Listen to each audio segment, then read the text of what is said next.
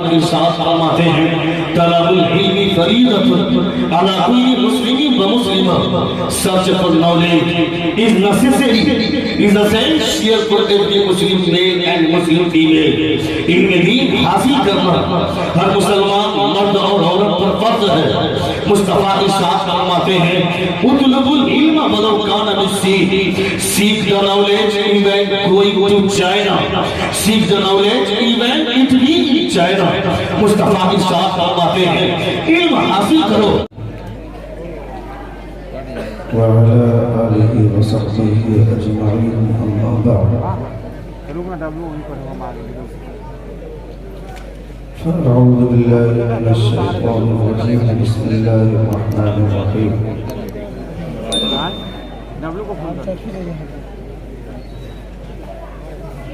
Committee کے چند افراد پیچھے چلے جائیں. برائے مہربانی بہت آواز آ رہی ہے, ان بچوں کو کم کرائیں.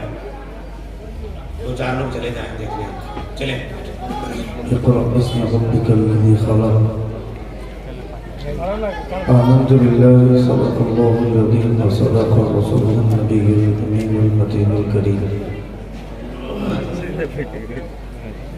ونحن على ذلك من الشاهدين والشاكرين والحمد لله رب العالمين. لا أعوذ بالشريك نذرانا پیش کریں. اللهم صل على سيدنا شفيعنا حبيبنا ونبينا مولانا محمد وبارك وسلم صلاة وسلام عليك يا رسول الله صلى الله تعالى عليه وسلم. نبی اور آل نبی پر مطلع اور آواز حکم درد اللهم صل على سيدنا شفيعنا حبيبنا ونبينا مولانا محمد وبارك وسلم صلاة وسلام عليك يا رسول الله صلى الله تعالى عليه وسلم.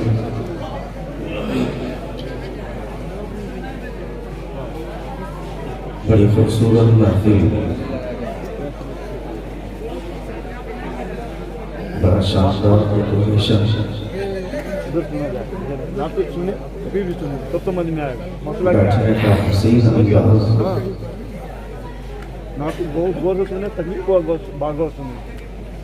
قابل مبارکباد ہے. اللہ رب العزت کا لاکھ لاکھ شکر احسان ہے کہ ہمارا اس وقت رسول دی وقار صلی اللہ تعالی علیہ وسلم کی محفل میں حاضر ہے. اللہ رب العزت ہم تماموں کی حاضری کو قبول فرمائے.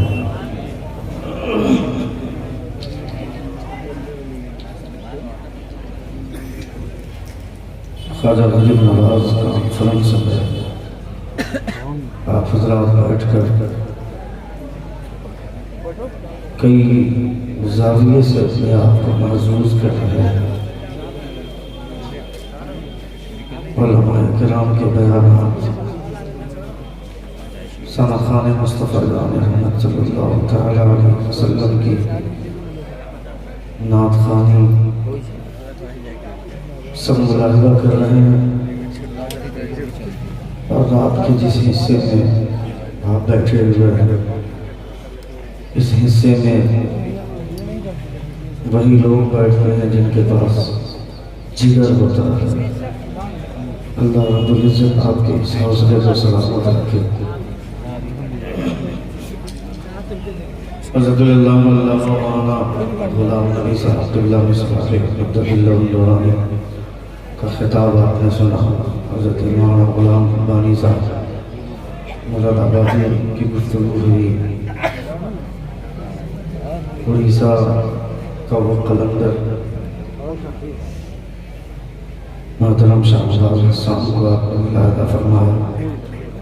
آواز و انداز, ترنم اور نغمگی کے اعتبار سے اپنی انوکھی پہچان رکھنے والی شخصیت جن کو دنیا محمد علی فرزی کے نام سے جانتی, آپ نے انہیں بھی ملاحظہ فرمایا. عقیدہ ہندوستان حضرت مولانا جمال اختر صاحب اللہ فراموی مفتی اللہ عنوانی کی خوبصورت مخابت ہو رہی. حضرت مولانا اکبر مصباحی صاحب، حضرت مولانا ابو الحسن صاحب ٹگلا مصباحی، یہ تمام تر علماء منبر نور پر جلوہ بہار ہیں۔ مدرسے کے طلباء کو آپ دیکھ رہے ہیں، یہ طلباء مکمل تیاری کے ساتھ آپ کی نگاہوں کے سامنے ہیں۔ ابھی ان تماموں کے سر پر دستار رکھی جائے۔ رسول ذی وقار صلی اللہ علیہ وسلم کے منبر پر ہر کسی کو بیٹھنے کا حق نہیں ہوتا ہے، وہی لوگ بیٹھتے ہیں جس کے سینے میں مصطفیٰ جان رحمت کا علم ہوا کرتا ہے۔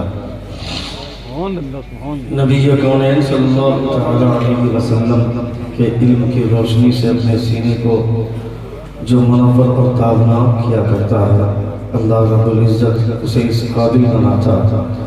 مصطفیٰ جان رحمت صلی اللہ علیہ وسلم کے احسانات اور رسول ذی وقار صلی اللہ علیہ وسلم کے انعامات جب کسی پر برستے ہیں تو اس قدر جھوم کر برستے ہیں کہ آپ اس کا اندازہ نہیں لگا سکتے۔ میرے سامنے جو مجمع بیٹھا ہوا ہے، میں احساس کمتری کا شکار ہو جاؤں اس سے پہلے آپ اپنی زبان اپنے انداز سے یہ احساس برآور کرائیں کہ مجھے یہ قطعی محسوس نہ ہو کہ مجمع کم ہے مگر سننے والوں کے حوصلے بھی پست ہو گئے۔ الحمدللہ میں نے جتنا مظفر پور کے حوالے سے اور اطراف مظفر پور کے حوالے سے میں نے سنا ہے اس سے زیادہ کہیں دیکھ رہا ہوں۔ رات کے جس حصے میں آپ بیٹھے ہیں اس حصے میں تو جلسہ دم توڑ دیتا ہے، مگر آپ اس وقت اگر آپ بیٹھے ہیں تو اس کا مطلب ہے کہ آپ کو مصطفیٰ جان رحمت صلی اللہ علیہ وسلم نے بیٹھانا پسند فرمایا ہے۔ کچھ لوگ اپنی ضرورت سے جاتے ہیں، کچھ لوگ مصطفیٰ جان رحمت صلی اللہ علیہ وسلم کی محفل کی حرمت اور احترام کو ملحوظ رکھتے ہوئے بیٹھتے ہیں۔ تمام کے تمام لوگ مبارکبادی کے لائق ہیں۔ اللہ رب العزت سب کو سلامت رکھے۔ ایک بار زور سے اپنے دونوں ہاتھوں کو فضا میں بھرا کر کہیں یا رسول اللہ، اور ایک بار کہیں یا حبیب اللہ۔ اتنا مجمع بہت ہے ہماری گفتگو کے لیے۔ میرے بھائی ہلو صاحب، واٹ سر ابھی بھی جن لوگوں کو جانا ہے وہ جا سکتے ہیں، میری جانب سے کوئی شکایت نہیں۔ دوران تقریر کوئی اگر اٹھتا ہے تو ایسا لگتا ہے کہ میری چھاتی پہ پاؤں رکھ کر کے آ رہا ہے۔ ہر کسی کو اپنے سامنے خوبصورت مجمع کی ضرورت ہوتی ہے، ہر کسی کو یہ احساس ہوتا ہے اگر شاعروں کے لیے ایک اچھا ماحول، ایک اچھی انجمن کا انتظار اگر شاعروں کی دھڑکن کو ہے تو پھر خطیب کے پاس بھی دھڑکنیں ہوتی ہیں۔ وہ بھی چاہتا ہے، خطیب بھی چاہتا ہے کہ میرے سامنے مجمع خوبصورت انداز میں بیٹھا رہے۔ یہ الگ بات ہے کہ میرے سامنے 5 لوگ بھی بیٹھے رہیں گے تو ہم بولیں گے، مگر مجمع جتنا خوبصورت طریقے سے بیٹھا رہے گا طبیعت اتنی لگے گی۔ حضور سیدنا شیخ عبد القادر جیلانی غوث اعظم رضی اللہ تعالیٰ عنہ نے بغداد میں جب آپ نے درسگاہ معاملہ کو شروع کیا تھا، آپ نے جب درسگاہ پہلے دن جب آپ بیٹھے تھے 2 سے 3 لوگ تھے پڑھنے والے، مگر جب حضور سیدنا شیخ عبد القادر جیلانی پڑھانے پر آئے، جب آپ بولنے لگے آپ کی گفتگو میں، وہ اثر سننے کے بعد 70 ہزار کا مجمع آپ کی نگاہوں کے سامنے بیٹھنے لگا، آپ کے سامنے بیٹھنے لگا۔ یہ الگ بات ہے کہ ہمارے حوصلے تھوڑے سے پست ہوتے ہیں، مگر جب حضور سیدنا شیخ عبد القادر جیلانی غوث اعظم رضی اللہ تعالیٰ عنہ کی اس تاریخ کو یاد کرتے ہیں، وہ تاریخ ہمارے حوصلے کو بڑھاتی ہے۔ ہم حضور غوث اعظم سیدنا شیخ عبد القادر جیلانی رضی اللہ تعالیٰ عنہ جیسی اثر والی زبان نہیں رکھتے ہیں تو کیا ہوا؟ ہم ان کے غلام ہیں۔ ہمارے حوصلے اتنے مضبوط ہونے چاہیے کہ 5 کا بھی مجمع ہو یا 5000 کا مجمع ہو، دنیا والے سنے نہ سنے، خدا اور اس کے پیارے رسول کی گفتگو خود مصطفیٰ سنا کرتے ہیں اور آسمان کے فرشتے اجتماع کرتے ہیں۔ یہ حضور کی محفل ہے۔ رسول ذی وقار صلی اللہ علیہ وسلم کی محفل کو اللہ رب العزت اس کی حرمت بچاتا۔ رسول ذی وقار صلی اللہ علیہ وسلم کی محفلوں کے ساتھ کھلواڑ اگر آپ کریں گے تو یہ آپ کی کمزوری کی علامت ہے، مگر جن لوگوں کے دل و دماغ میں مصطفیٰ جان رحمت صلی اللہ علیہ وسلم کی محفل کی حرمت ہوتی ہے۔ یہ طلبہ جب آئے تھے مدرسے میں ان کا سینہ مکمل خالی تھا. جس طرح سے کھیت میں جب کوئی اناج نہیں بویا جاتا ہے وہ کھیت خالی ہوتی ہے, اس میں گھاس پھوس کوئی بھی چیز اگ جایا کرتی ہے, دھتورا بھی اگ جایا کرتا ہے, مگر جب اس گھاس کی تربیت اچھی ہوتی ہے اس کھیت کی, اس پر ہل جوت کر اس میں دانے بوئے جاتے ہیں, جیسا دانہ بویا جاتا ہے ویسا درخت نکل کر کے باہر آتا ہے. یہ خالی سینہ جب ان کی تربیت ہوئی تو الحمدللہ اب یہ سینہ اس قابل ہوا ہے کہ لوگ اب اسے دیکھ کر کے سلام کریں گے, لوگ اب اس کو دیکھ کر کے مصافحہ کرنے کی تمنا کریں گے, چونکہ اب ان کے سینے میں مصطفیٰ جان رحمت صلی اللہ تعالیٰ علیہ وسلم کا علم آ گیا. رسول دیوتا صلی اللہ تعالیٰ علیہ وسلم نے, نبی کونین صلی اللہ تعالیٰ علیہ وسلم نے جس علم کی شمع کو روشن فرمایا تھا, مدینے کی ٹوٹی چٹائی پر بیٹھ کر مصطفیٰ جان رحمت ارشاد فرماتے ہیں, طلب العلم فریضۃ علی کل مسلم و مسلمہ, search for knowledge is necessary, is essential for every Muslim male and Muslim female. علم دین حاصل کرنا ہر مسلمان مرد اور عورت پر فرض ہے. مصطفیٰ ارشاد فرماتے ہیں, اطلبوا العلم ولو کان بالسیف, seek the knowledge even going to China, seek the knowledge even Italy in China. مصطفیٰ ارشاد فرماتے ہیں علم حاصل کرو اگرچہ تمہیں چین جانا پڑے, علم دین حاصل کرو اگرچہ تمہیں چین کی مسافت جھیلنی پڑے. پہلی بات تو جن لوگوں نے علم کو دو حصوں میں بانٹا ہے میں اس تقسیم کے خلاف ہوں. اگر کوئی یہ کہتا ہے کہ یہ علم دینی ہے وہ علم دنیاوی ہے تو میں اس تقسیم کے خلاف ہوں. علم کو اس حساب سے بانٹنا چاہیے کہ یہ علم نافع ہے, وہ علم غیر نافع ہے. اگر کوئی ڈاکٹر ہاسپٹل چلاتا ہے, کلینک چلاتا ہے اور روزانہ کسی 5 غریب کا علاج کرتا ہے فری آف کاسٹ بغیر کسی فیس لیے ہوئے, کسی 5 پیشنٹ کو دیکھتا ہے تو پھر اس کا یہ علم حاصل کرنا علم نافع ہوا. اگر کوئی انجینئر کسی مکان کا نقشہ بناتا ہے, اگر وہ 5 کسی غریب آدمی کا مکان کا نقشہ بنایا یا کسی مسجد کے مکان کا نقشہ بنایا اس خیال میں کہ یہ غریب آدمی ہے, یہ پیسہ نہیں دے پائے گا, یہ مسجد کا نقشہ ہے, اس سے پیسے نہیں لیں گے, تو پھر اس کا یہ انجینئر بننا, اس کا یہ علم نافع ہے. اور اگر کوئی قرآن پڑھتا ہے, قرآن کو اپنے سینے میں سجاتا ہے اور صرف خیال یہ رکھتا ہے کہ اس قرآن کی آیتوں کو بیچ کر لوگوں سے پیسے کمائیں گے, کہ یہ علم نافع نہیں, یہ علم غیر نافع ہے, یہ علم غیر نافع ہے. علم کی تقسیم علم نافع اور علم غیر نافع کے طور پر ہونی چاہیے. نبی کونین صلی اللہ تعالیٰ علیہ وسلم نے ڈاکٹر بنانے سے منع نہیں فرمایا, انجینئر بنانے سے منع نہیں فرمایا. مصطفیٰ جان رحمت جنت میں جا رہے ہیں, اچانک ایک خاتون آتی ہے جس کا نام ہے الفیدہ سلمیہ. نبی کونین کی بارگاہ میں آتی ہے, فرماتی ہے اللہ کے رسول میں بھی جنت میں جانا چاہتی ہوں. مصطفیٰ فرماتے ہیں تم جنت میں جا کر کیا کرو گی؟ لوگ جا کر تیر چلائیں گے, لوگ جا کر تلواریں چلائیں گے, لوگ جا کر نیزے اور بھالے چلائیں گے, مگر تم جا کر جنت میں کیا کرو گی؟ وہ خاتون بولتی ہے اے اللہ کے رسول جب مجاہدین اسلام زخمی ہو جائیں گے, ان زخمی شدہ حالت میں جب وہ پریشان ہو جائیں گے تو ہم ان کی مرہم پٹی کریں گے, ان کا علاج کریں گے. مصطفیٰ جان رحمت فرماتے ہیں تم اکیلی مت جاؤ, تم اپنے ساتھ اور بھی دیگر خواتین کو ساتھ میں لے کر کے جانا اور جا کر مجاہدین کی مرہم پٹی کرنا.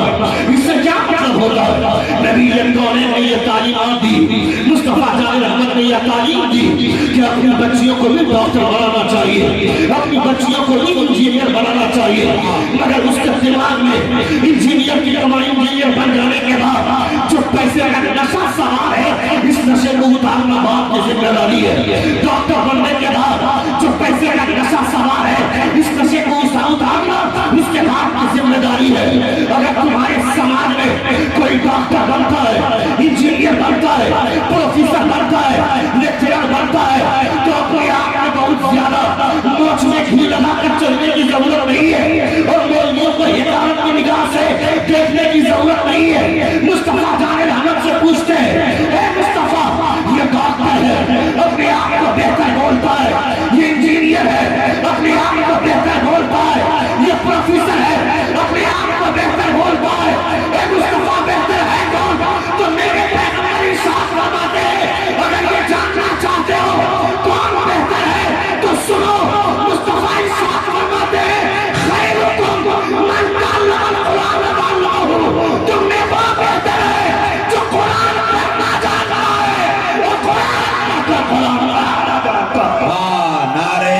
تکبیر، نعرہ رسالت۔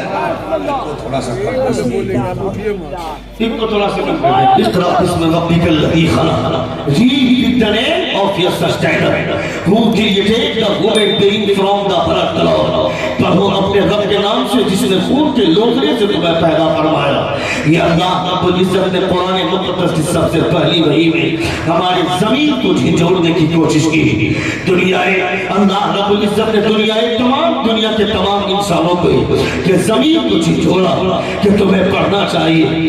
آج جو سینہ علم سے خالی ہو جاتا ہے اس کے دماغ میں فطور آتے ہیں، اس کے دماغ میں قدورتیں آتی ہیں، اس کے دماغ میں شیطان اپنا مسکر بناتا ہے، وہ شیطان کا اڈا بن جاتا ہے، شیطان کی قرارگاہ وہ دماغ بن جاتا ہے۔ اپنے دماغ کو خالی نہیں رکھنا چاہیے۔ ابھی آ رہے تھے راستے مظفر پور سے یہاں آ رہے تھے، مولانا جمال اختر غلامی صاحب، مولانا محمد علی فیضی صاحب، شاہنواز حسان صاحب، ہم سارے لوگ آ رہے تھے۔ ایک مسلمان کی شادی میں ہم نے دیکھا مسلمان کے تمام نوجوان وہ بارات جا رہی ہے اور ڈی جے لگا کر اس طرح ڈانس کر رہے ہیں جیسا کوئی ہندو نہیں ناچتا ہوگا، کوئی برہمن کی اولاد نہیں ناچتی ہوگی، کوئی راجپوت اس طرح نہیں ناچتا ہوگا۔ جیسے ناچ رہے تھے وہ کلمہ پڑھنے والے، مصطفیٰ جان رحمت کے نام لینے والے، اس میں کچھ ٹوپی پہنے ہوئے لوگ بھی تماشا کر رہے تھے۔ میں کہتا ہے ظالم، تمہارے سینے میں تمہارے دماغ میں مصطفیٰ جان رحمت صلی اللہ علیہ وسلم کی تعلیمات نہیں ہے، نبی کون کی تعلیمات سے اپنے سینے کو بھی خالی رکھا، اپنے دماغ کو بھی خالی رکھا۔ یہ شادی مصطفیٰ جان رحمت صلی اللہ علیہ وسلم کی سنت ہے، نکاح کرنا حضور کی سنت ہے، مگر حضور کی سنتوں کے ساتھ جو تم نے کلمات کرنا شروع کیا ہے، ڈی جے لگا کر ناچنا، اپنے نوجوان بچوں کو نچانا، اور تمام عورتیں کھڑی ہو کر کے وہ ڈرامہ دیکھ رہی ہے، وہ تماشا دیکھ رہی ہے، کسی کو احساس تک نہیں ہے۔ جب ایسے دولہے کے باپ سے کہا جاتا ہے کہ کیوں ڈی جے لا رہے ہو، تو وہ بے وقوف آدمی بولتا ہے کہ مولانا صاحب میں نے اپنے بیٹے کو منع کر دیا تھا کہ ڈی جے نہیں لانا ہے، مگر اس کے 5-10 دوست آ گئے اور اس کے دوست آ کر کہنے لگے چاچا جان پریشان مت ہوئیے، ڈی جے کا پیسہ آپ کو نہیں لگے گا، 5-5 ہزار روپیہ ہم لوگ ملا رہے ہیں اور ہم لوگ پیسے ملا کر کے ڈی جے لے آئیں گے، اس لیے آپ کو پیسہ نہیں لگے گا، آپ پریشان مت ہوئیے۔ مولانا صاحب میں نے اپنے ساتھ طور پر منع کر دیا تھا، مگر اس کے دوستوں نے پیسہ اٹھا کر کے ڈی جے کا انتظام کیا ہے، تو آپ کیا کریں گے؟ میں کہتا ہوں بے وقوف آدمی، تمہیں اپنے احساس کو زندہ کرنا چاہیے تھا، تمہیں اپنے زمین کے اوپر ہاتھ میں اپنے زمین پر ہاتھ رکھ کر سوچنا چاہیے تھا، تمہیں تو اس لوگے کو جواب دینا چاہیے تھا بیٹا میرا ہے، اس کی شادی ہے، حکومت تم کرو گے، حکومت تیری ہوگی، تم یہ بولتے ہو شادی روز روز نہیں ہوتی ہے، زندگی میں ایک بار ہوتی ہے، اس کو ہلکے طریقے سے نہیں، اس کو دھوم دھام سے کروانی چاہیے۔ میں کہتا ہاں شادی دھوم دھام سے ہونی چاہیے، مگر ایسی دھوم نہیں کہ فرشتے لعنت بھیجے، ایسی دھوم نہیں کہ خدا ناراض ہو جائے، ایسی دھوم نہیں کہ مصطفیٰ ناراض ہو جائے، شادی اتنی دھوم سے ہو کہ نکاح زمین پر کرایا جائے اور آسمان کے فرشتے اس نکاح کا چرچا کریں۔ نعرہ تکبیر، نعرہ رسالت، پیغام مصطفیٰ۔ یا رسول اللہ، اور ایک بار کہیں یا حبیب اللہ۔ رسول دی وقار صلی اللہ تعالیٰ علیہ وسلم کی تعلیمات کے ساتھ کھلواڑ مسلمان کرتا تھا، مصطفیٰ جان رحمت صلی اللہ تعالیٰ علیہ وسلم کے فرمودات کے خلاف مسلمان جاتا تھا، اور مسلمان یہ سوچتا ہے کہ ہم منہ کھولے رہے اپنے گھر میں، آسمان سے خدا رسول اللہ بس آئے سیدھے میرے منہ پر گرنا چاہیے۔ تم در کی ٹھوکریں نہیں کھاؤ گے، در کے ٹھوکریں تم نہیں کھاؤ گے، ذلیل اور رسوا تم نہیں ہوگے، تو کون ذلیل ہوگا، کون رسوا ہوگا؟ اس کے بارے میں کبھی آپ نے سوچا؟ جن لوگوں کو ہم نے بولنا سکھایا، جن لوگوں کو ہم نے چلنا سکھایا، کل تلک ہندوستان کی حالت کیسی تھی دنیا جانتی ہے۔ ابن بطوطہ جب ہندوستان میں آیا تھا تو وہ ایک عورت کی چیخ سن کر کے بے ہوش ہو گیا تھا، ایک عورت کی چیخ سن کر بے ہوش ہو گیا۔ ہوش میں آنے کے بعد لوگوں نے پوچھا ابن بطوطہ سے، وہ تاریخ کا ایک بہت بڑا مورخ، ابن بطوطہ سے لوگوں نے پوچھا بے ہوشی کی وجہ کیا ہے، کیوں بے ہوش ہوئے تھے؟ ابن بطوطہ بولتا ہے ایک آدمی مر گیا، اس کی بیوی کا قصور کیا تھا؟ وہ آدمی مر گیا تو 4 عورتیں آ کر کے مل کر کے اسے سمجھا رہی ہیں کہ تمہیں اگر اپنے شوہر کے ساتھ وفاداری کا ثبوت دینا ہے تو جس چتا پر تمہارا شوہر لیٹا ہوا ہے، تمہارے شوہر کی لاش رکھی ہوئی ہے، اسی چتا پر تم کو جا کر لیٹ جانا چاہیے۔ وہ عورت زندہ جا کر اس چتے پر جا کر لیٹ جاتی تھی۔ مرد چلا گیا دنیا سے، اس کی بیوی کا قصور کیا تھا؟ اللہ سلامت رکھے غریب نواز کے اس مزار کو، اجمیر شریف کی اس درگاہ کو حضرت خواجہ غریب نواز جب مدینے سے نبی کونین کی تعلیمات کی خوشبو لے کر کے آئے تو مصطفیٰ جان رحمت کی تعلیمات کو عام کیا خواجہ غریب نواز نے۔ حضور خواجہ غریب نواز فرماتے ہیں جتنا مرد کو اپنی زندگی جینے کا حق ہے اتنے ہی حق ہے اس عورت کو بھی۔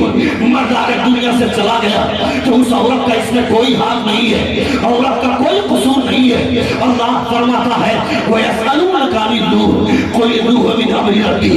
اگر سوال کرتے ہیں لوگ روح کے بارے میں تو یہ کہہ دو کہ اللہ رب العزت کا حکم ہے۔ جب تک اللہ رب العزت کا حکم ہوتا ہے یہ روح باڈی میں رہتی ہے، جب اللہ کا حکم ہوتا ہے یہ روح باڈی سے نکل جاتی ہے۔ مصطفیٰ جان رحمت کی تعلیمات کو خواجہ غریب نواز نے عام کیا، نبی کونین صلی اللہ علیہ وسلم کی تعلیمات کو غریب نواز نے عام کیا۔ مسلمانوں کے آوارہ چھوکرے شادی بیاہ کے موقع سے ڈانس کرتے ہیں، ڈرامہ بازی کرتے ہیں اور اس طرح کا طوفان مچاتے ہیں۔ میں کہتا ہوں دنیا میں ہر آدمی کو احساس ہو گیا، ایک ہندو کو احساس ہو گیا کہ میں ہندو ہوں، ایک کرسچن کو کرسچن ہونے کا احساس ہو گیا، سکھ کو سکھ ہونے کا احساس ہو گیا، مگر مسلمانوں کے آوارہ بچے پبجی اور فری فائر جیسے گیم میں لگے ہوئے ہیں۔ ہمارا بچہ واٹس ایپ چلائے گا، ہمارا بچہ ٹویٹر چلائے گا، ہمارا بچہ سوشل میڈیا میں اپنے آپ کو ایکٹیو رکھے گا۔ چڈی پہن کر نہاتے ہوئے سیلفی لیا، فیس بک میں پوسٹ کر دیا، ہوٹل میں ناشتہ کر رہا ہے، ناشتہ کرتے کرتے سیلفی لیا، فیس بک میں پوسٹ کر دیا۔ اسی لیے دنیا میں آئے تھے کیا؟ اللہ رب العزت نے اسی لیے پیدا کیا تھا۔ تم کو کبھی احساس نہیں ہوتا ہے خدا نے تم کو پیدا کیوں کیا؟ اگر مائکرو فون میں بولا جاتا ہے، اگر آدمی اسپیکر کے سامنے منہ کھول کر بولے گا، لوگ کہیں گے مولانا تم کو بولنے کی سمجھ میں نہیں آتی ہے، تم کو بات سمجھ میں نہیں آتی ہے۔ بولنے کے لیے مائکرو فون ہے، اس کی آواز اس آواز کو اسپیکر تک پہنچانے کے لیے ایمپلیفائر کی مشین ہے۔ ہر کسی کو بنایا گیا الگ الگ مقصد سے۔ کپ میں چائے پیتے ہیں لوگ، اگر کپ میں آدمی پانی پیے گا، گلاس میں پانی پیتا ہے، اگر گلاس میں آدمی چائے پینے لگے گا۔ پلیٹ بنائی گئی ہے تاکہ اس میں کھانا کھائے، اگر پلیٹ میں چائے پینے لگے گا۔ اور انہوں نے ٹوپی بنایا تاکہ اسے سر پہ پہنی جائے، مگر ٹوپی آدمی پاؤں میں رکھے گا، پاؤں میں چپل باندھنے کے لیے چپل بنائی گئی ہے، اگر چپل کو آدمی سامنے رکھے گا لوگ کہیں گے مولانا پاگل ہو گئے ہو۔ چپل کو بنایا گیا پاؤں میں پہننے کے لیے، ٹوپی بنائی گئی ہے سر میں پہننے کے لیے، مائکرو فون بولنے کے لیے، پلیٹ کھانا کھانے کے لیے۔ ہاں تمہاری بات سمجھ میں آتی ہے، دنیا کی تمام چیزیں بنائی گئی ہیں، تمہیں اس کا مقصد سمجھ میں آتا ہے۔ پلیٹ کس لیے بنی ہے، مائکرو فون کس لیے بنا ہے، اسپیکر کس لیے بنا ہے، چاقو کس لیے بنا ہے، یہ سب تم کو معلوم ہے، مگر خدا نے تمہیں کس لیے بنایا ہے اس کے بارے میں کون جانے گا؟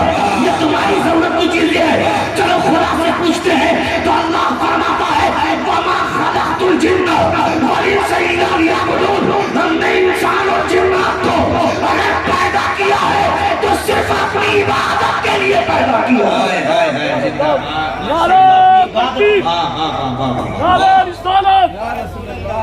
خلقت الجن والانس الا لیعبدون۔ ہم نے جنات اور انسان کو پیدا کیا ہے تو صرف عبادت کے لیے۔ اللہ رب العزت ارشاد فرماتا ہے وَلَقَدْ ذَرَأْنَا لِجَهَنَّمَ كَثِيرًا مِنَ الْجِنِّ وَالْإِنسِ لَهُمْ قُلُوبٌ لَا يَفْقَهُونَ بِهَا وَلَهُمْ أَعْيُنٌ لَا يُبْصِرُونَ بِهَا وَلَهُمْ آذَانٌ لَا يَسْمَعُونَ بِهَا أُولَٰئِكَ كَالْأَنْعَامِ۔ اللہ فرماتا ہے many human beings and jinn we have created will go to the hell, they have hearts but they do not understand clearly. They have eyes, but they do not see clearly. They have ears, but they do not hear clearly. They are like a cattle. اگر میں تمہیں بیوقوف کہتا ہوں تو تم کو لگتا ہے کہ مولانا کی زبان خراب ہے. اگر میں تمہیں ظالم کہتا ہوں تو تم کو لگتا ہے کہ مولانا کی زبان خراب ہے. چائے کی دکان پر بولو گے مولانا کو بولنے کی تمیز نہیں ہے. مگر خدا نے ایسے لوگوں کو جو اپنے دل کا صحیح استعمال نہیں کرتا ہے, جو اپنے کان کا صحیح استعمال نہیں کرتا ہے, جو اپنی آنکھ کا صحیح استعمال نہیں کرتا ہے, خدا نے ایسے لوگوں کو جانور کہا ہے کہ آر لائک کا کیٹل, وہ لوگ جانور کی طرح ہیں. اگر تمہیں اپنی پیدائش کا مقصد سمجھ میں نہیں آتا ہے, اگر تمہیں اپنی پیدائش کا مقصد سمجھ میں نہیں آتا ہے, اس کا مطلب ہے کہ تم نے اپنی زندگی میں کبھی غور و فکر ہی نہیں کیا ہے, کبھی تم نے احساس ہی نہیں کیا ہے. نبی کون صلی اللہ تعالیٰ علیہ وسلم کی تعلیمات سن رہے ہیں آپ؟ سن رہے ہیں؟ کتنے لوگ سن رہے ذرا ہاتھ اٹھا کر کہیں یا رسول اللہ, اور ایک بار کہیں یا حبیب اللہ.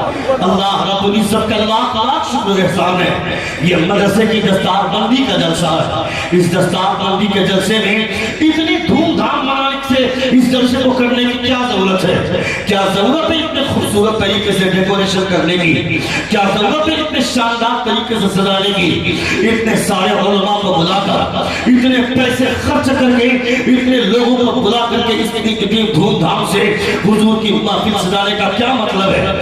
4 لوگوں کو بلا کر بھی اگر ان لوگوں کے سر پہ دستار دے دی جاتی تو ان لوگوں کا علم نہیں پھیلتا ان بچوں کا. اتنی دھوم دھام سے جلسہ کرنے کے پیچھے جو مقصد ہے, جو راز ہے, اس کے پیچھے جو حکمت ہے.